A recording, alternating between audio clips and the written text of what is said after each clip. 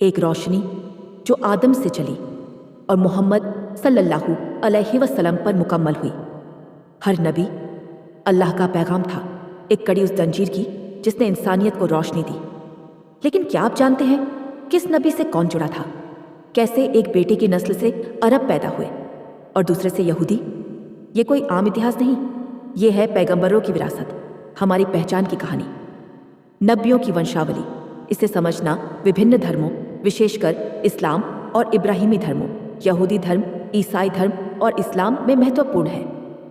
ये वंशावलियां दर्शाती हैं कि कैसे पैगंबर एक दूसरे से संबंधित हैं और कैसे अल्लाह का संदेश पीढ़ी दर पीढ़ी आगे बढ़ता रहा।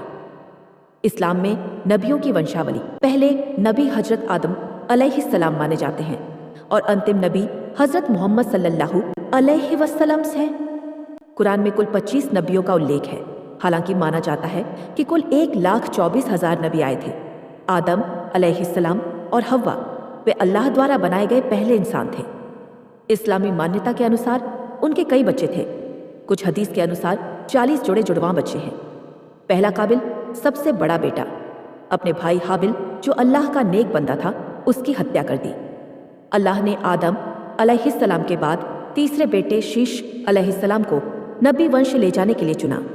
उन्हीं के परपोते हैं इदरीस अलैहिस्सलाम जो अल्लाह के तीसरे नबी हुए और वो धरती से जन्नत में जिंदा गए थे।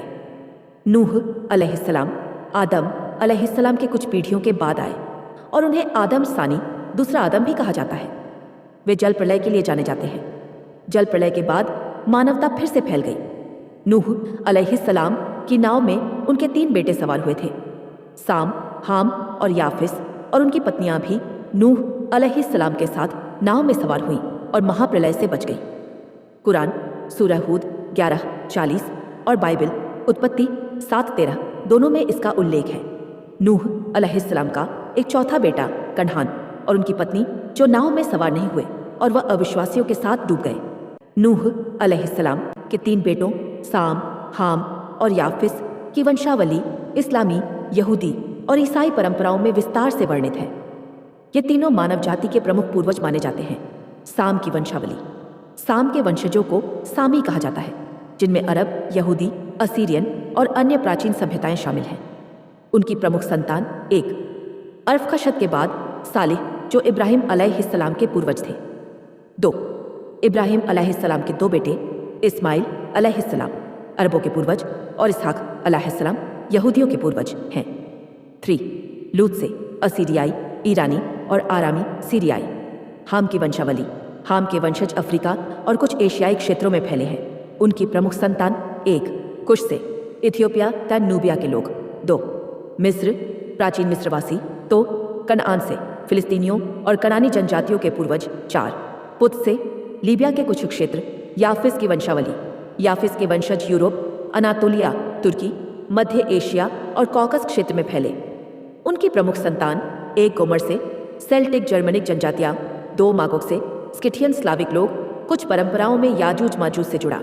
3 मादाई से मीडियन आयरानी। 4 यवन से यूनियनी। 5 तुबल से तुर्क कॉक्सियन। इस्माइल अलैहिस्सलाम की वंशावली इस्लामी, यहूदी और ईसाई परंपराओं में विस्तार से वर्णित है। वे इब्राहिम अलैहिस्सलाम के बड़े पुत्र थे। इस्माइल अलैहिस्सलाम का परिवार, पिता इब्राहिम अलैहिस्सलाम, माता हाजरा, भाई इसहाक अलैहिस्सलाम, इब्राहिम अलैहिस्सलाम और उनकी दूसरी पत्नी सारा के पुत्र। इस्माइल अलैहिस्सलाम के 12 पुत्र जो अरब जनजातियों के पूर्वज हैं। कुरान सूरह इब्राहिम 14:37 और बाइबल उत्पत्ति 25:12 से 16 में इस्माइल अलैहिस्सलाम के 12 बेटों का उल्लेख है। 1 नबायत से नबातियों प्राचीन अरब सभ्यता के पूर्वज। 2 केदार से कैदारी अरब, जिनमें से बाद में पैगंबर मोहम्मद सल्लल्लाहु अलैहि वसल्लम का वंश चला। 3 अदबिल से उत्तरी अरब की जनजातियां। 4 मिबसाम। 5 मिश्मा। 6 दूमा से सीरिया और उत्तरी अरब के दूमा क्षेत्र के लोग। 7 मस्सा से मस्सानी जनजाति, संभवतः उत्तरी अरब या यमन। 8वीं हदाद। 9वीं तिमा से तैमा क्षेत्र, उत्तर पश्चिमी सऊदी अरब के निवासी। 10वीं यतुर से प्राचीन इतुरई जनजाति। 11वीं नफीस।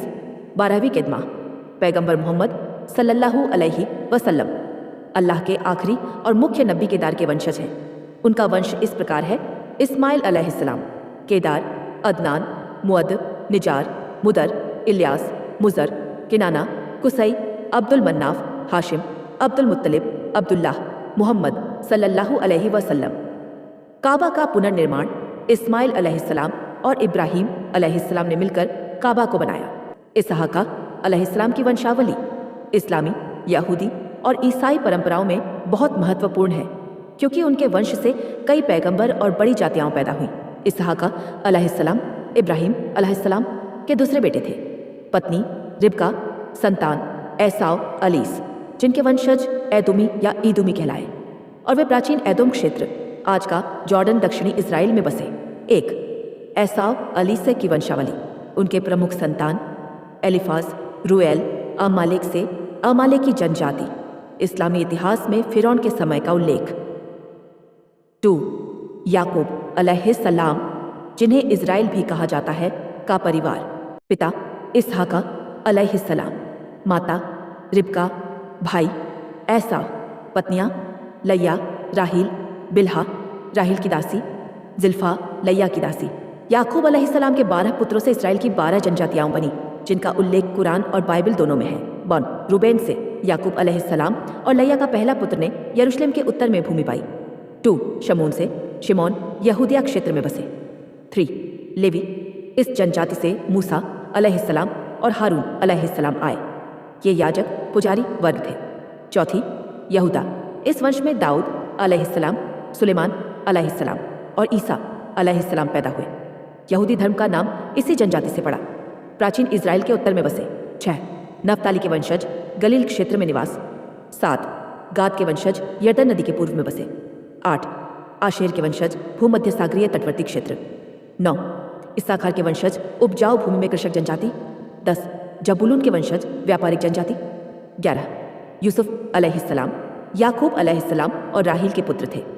इनके 2 बेटों इफ्राइम और मनश्शे को याकूब अलैहिस्सलाम ने अपने पुत्रों के समान मान्यता दी, इसलिए 12 जनजातियों में ये दोनों शामिल हैं। 12वें बिन्यामीन, ये भी याकूब अलैहिस्सलाम और राहील के पुत्र थे। इस जनजाति से पैगंबर शमूएल अलैहिस्सलाम और शाऊल तालुत आए। याकूब अलैहिस्सलाम के वंश से जुड़े प्रमुख पैगंबर।